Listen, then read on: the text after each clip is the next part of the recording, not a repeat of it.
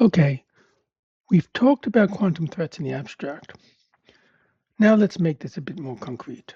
So imagine you're the chief information security officer of a major hospital. You have a problem. Your systems use, as seemed right at the time and probably still seem right, RSA 2048 for key exchange and AES 128 for data encryption. And that's all well and good for now, but a new report has just crossed your desk and it says a cryptographically relevant quantum computer will exist within 12 years. There's high confidence that that's going to happen. And your team estimates that a full cryptographic migration, replacing every algorithm, every protocol, every certificate, retraining staff, testing everything, will take 8 years. So let us map the exposure. Which of your systems are vulnerable? Well, the RSA 2048 we're using for key exchange, that's broken by Shor's algorithm. So that's super critical. AES 128 for data at rest, Grover's algorithm halves the effective security to 64 bits.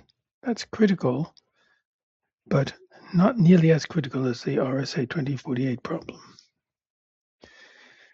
If you happen to have any systems running AES 246, Grover's weakens that to 128-bit effective security, which is actually still fine. And your digital signatures, if they're RSA-based, are also broken by Shor's algorithm. So that's also a big problem.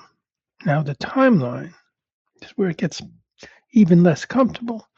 Because if you draw a timeline, you just kind of think, okay, well, with today on the left and the future on the right, the quantum computer arrives in year 12.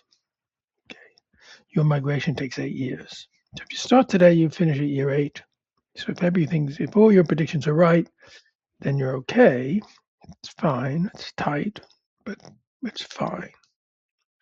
So let's not even get into the question of whether your predictions are too optimistic.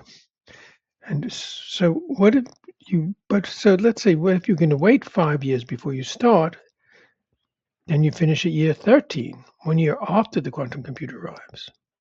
You have a year of live systems running broken cryptography. That's a disaster. So you can't let that happen. But here's the problem. You go to the board and say, well, guys, we need to spend millions on a cryptographic migration.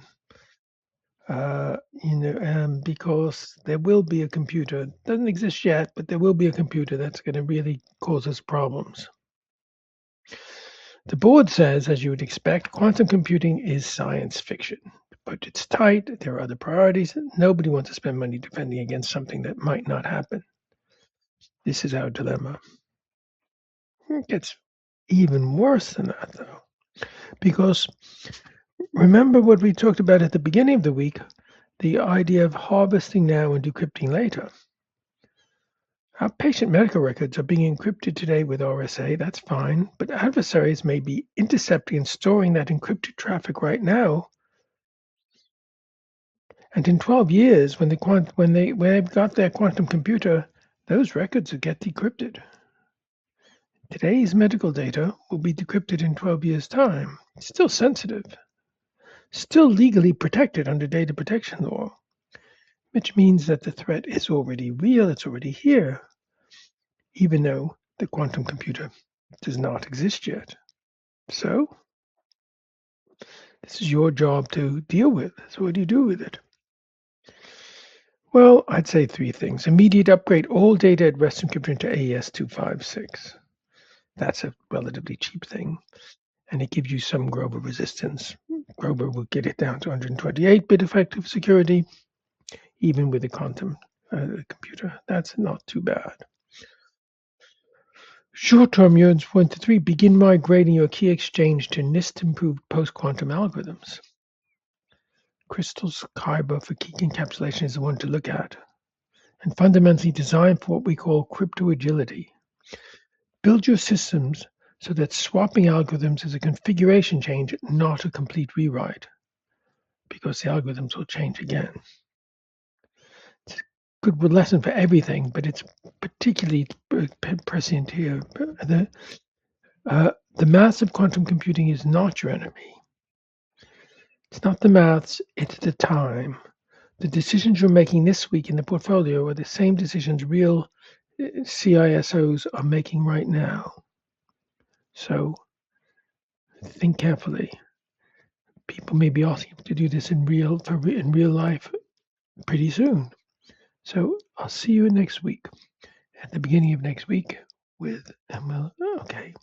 Bye for now.